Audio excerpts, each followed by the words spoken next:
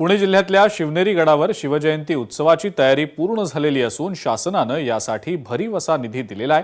शिवभक्तांचा उत्साह यामुळे द्विगुणित झाल्याचं पाहायला मिळतंय। राज्यभरातनं लाखोंच्या संख्येनं शिवभक्त हे शिवजयंती उत्सवासाठी उपस्थित राहत असतात।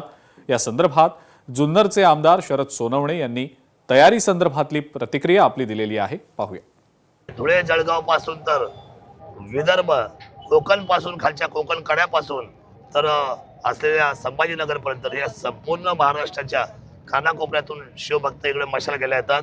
मी मनापासून त्यांचं स्वागत करतो। येणाऱ्या सर्व शिवभक्तांना इथे मोफत असलेलं अन्न भोजन आहे, त्यांना नाश्त्याची सोय केलेली आहे, त्यांना पिण्याच्या पाण्याची सोय केलेली आहे, त्यांचं स्वागताचं सुद्धा आपण त्या ठिकाणी आयोजन केलेलं आहे।